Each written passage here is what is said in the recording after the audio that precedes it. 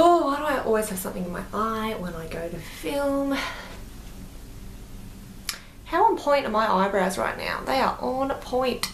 Hi everyone, welcome back to my channel. So today's video is basically going to be me talking about products that I think are shit. I did a video not that long ago talking about products that I regretted buying, so I really apologize if any of these products were in that video. I tried to watch as much as I could and see which products I had already mentioned in that video, but I don't think I've repeated any products because these are sort of ones that I've had kind of after that video or just ones that I don't think I mentioned. I do apologize if I repeat some, but I just thought I'd put it out there even more. Don't go buy these products. No, I'm just kidding. Of course, everybody has different opinions. I just personally don't like these products for certain reasons, and I just thought that I would share with you guys because what I like might be the same as what you like, so you'll know not to go buy these.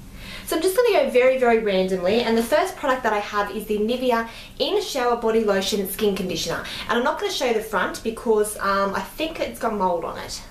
So this product is basically meant to be a moisturizer that you actually apply in the shower, which when I heard about this I was like, what? Basically you put it on and then it's meant to kind of absorb into the skin with the steam from the shower, and then you get out and you're not meant to have to put a moisturizer or a lotion on or anything like that. This is pretty much meant to do the trick. Now personally, I do get quite dry skin sometimes, but generally when I get out of the shower my skin seems to be pretty smooth, so I don't really know whether this works or not. I sometimes apply lotion out of the shower, sometimes I'm lazy and I can't be bothered, so I generally don't feel like this really does anything that great. Whenever I get out of the shower without applying this, my skin feels smooth, and then when I apply it, my skin feels smooth. So I really don't know whether it actually works or not. The side of it is it smells really nice, but in terms of actually working, I think it's a little bit of a gimmick. So wouldn't repurchase this, and yeah, I don't really think this is that great of a product. The next thing I have is a hair care product, and this is the Organics Argan Oil of Morocco hair mask. Now, I do use hair masks, but I feel as though my hair is just always super dry on the ends. I think it's because I have blonde in my hair. Shouldn't have ever done that. What a waste of time. I just don't really find that it does anything. The hair mask that I've had once before that I feel actually generally did really moisturize my hair and make it feel a lot softer when I got out of the shower was one from Joico, and I think it was called the K-Pack Restorative Treatment. So yeah, I really like the smell of this. I'm not really a huge fan of it. Really like the tub, really like the smell of it, but it just doesn't do anything for my hair. My hair just, it needs a miracle, I think. Another product which is continuing on with hair is the Royal Moroccan Oil from Royal Moroccan.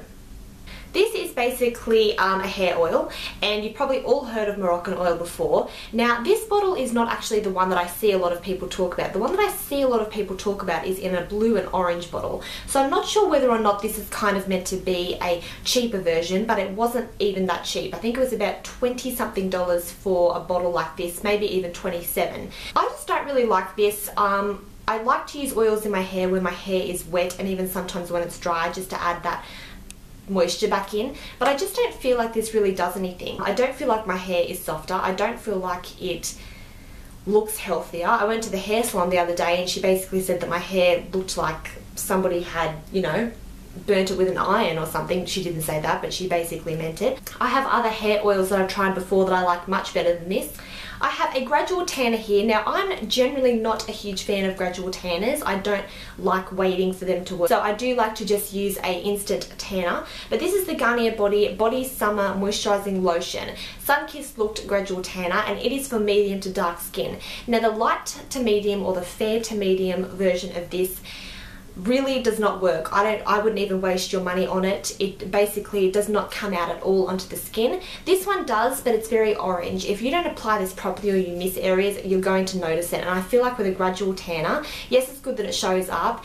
It is orange, so it looks very unnatural, and secondly, it's a lotion, you know, so you can't really see where you're rubbing it in. You can't really tell if you've missed an area. So I feel like this is a very hit and miss. It's a very risky product. If you apply it, you know, for a week and you have sort of missed an area, or you applied more on one area than the other, it basically, you can tell, you can basically tell that you haven't put it on right, and I just don't really like it. Smells good, as does all of these products that I just like, but I don't really like the way that it turns out. So not a fan, not a fan. I have a couple of makeup products. This first one is the L'Oreal Lumi Magique foundation. Now I have wanted to really love this foundation for a long time, and every single time I wear it I just want to like it because I'm a huge fan of dewy skin and I much prefer dewy foundations over matte ones. But this foundation is just way too oily for me. I find that I can't really wear this without coming off very shiny throughout the day. I don't always set my face with a powder. I normally just set underneath my eyes and where I've highlighted, which is why I kind of tend to like a foundation that's more of a natural satin finish than a dewy finish in terms of that. But this foundation, it's just really oily in my opinion. I don't have the oiliest skin. I think if you had super dry skin maybe this would be okay, but even if I set this with a powder, like if I set my entire face with a powder, within a couple of hours my skin will start to look oily. As soon as I apply it onto my face, I'm just like, I've got to set that with a powder. I can't just walk out without setting it. And yeah, I don't really like that. I don't feel like it lasts very long. As I said, it does get really shiny throughout the day. I really want to like it, but I'm not a fan of it. I have a concealer here. Now this is the Age Rewind Concealer from Maybelline. Generally, I really like these concealers, and I do really like this one. Not this one in particular, but I like the concealer. I like the formulation of it. But this one is in the shade Treatment. Now the only ones that I think that they stock at my Priceline store are Treatment. I think the one that is more yellowish toned is Neutralizer, which I haven't seen in stores, so I just picked up this one. But for someone like me that has more of a yellowish undertone on their skin, this just really does not work. This is pink based, so when I apply it underneath my eyes as a highlight and to conceal, it basically changes up my entire face. Like if I'm wearing a yellow base foundation, which I would be, and then I put this on, it makes my skin look pink, and it looks kind of an ashy pink. So not a huge fan of this colour. So if you go and pick this up and you have a yellow undertone on your skin and you just think that this concealer is the same that everybody uses, it isn't. This is the Treatment one. The Neutralizer one I think is the one that everybody uses to highlight, because I just can't use that one for my skin tone. I have 3 eye products. The first one is a MAC eyeshadow. Now, I find MAC to be really hit and miss. Sometimes I'll get a really good product, sometimes I don't. I don't typically buy a lot from MAC, but for instance, like I had a Well Dressed blush from MAC that everybody raved about, and I just didn't find it very pigmented. Pretty much the same as this eyeshadow. This is Naked Lunch, and it is a frost, and it's basically like a kind of pink champagne pearl kind of colour.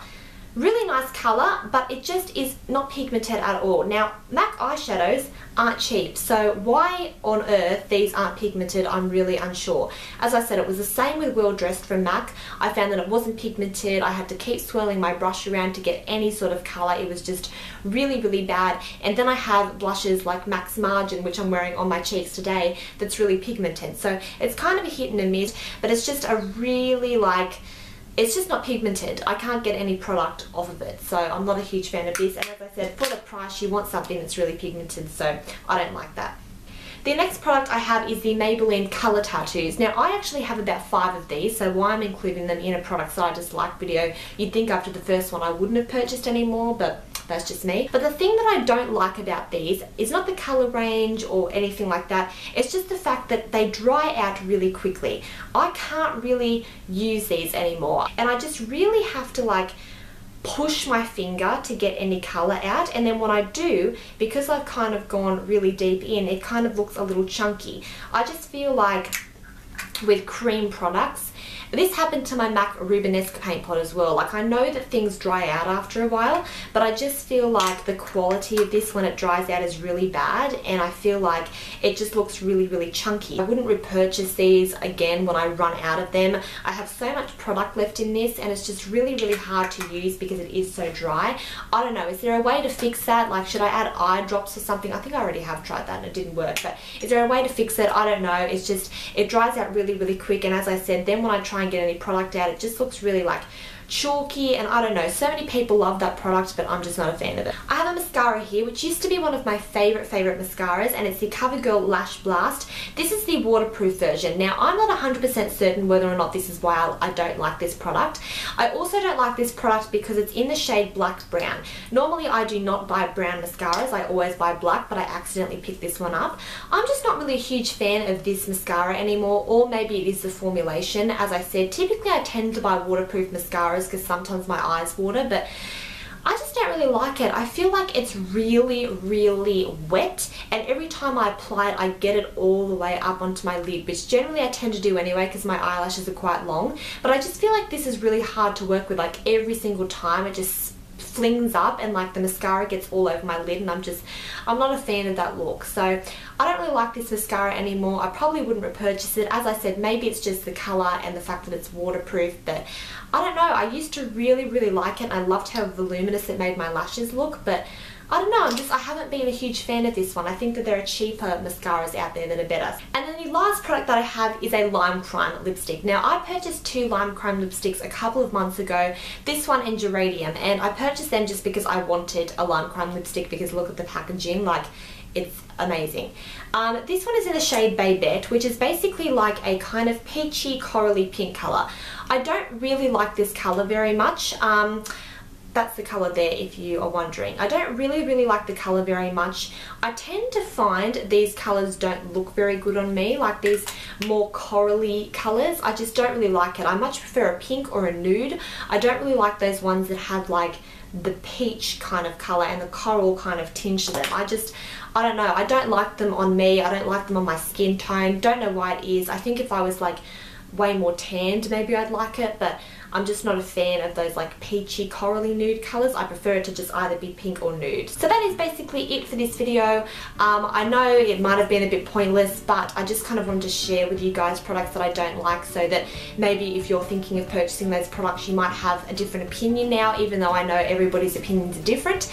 And that's basically it. So I hope that you guys enjoyed this video. Don't forget to give it a thumbs up if you want more like products that I dislike video if I purchase products that I don't like, which is occasionally, and don't forget to subscribe, and I'll talk to you all soon. Bye.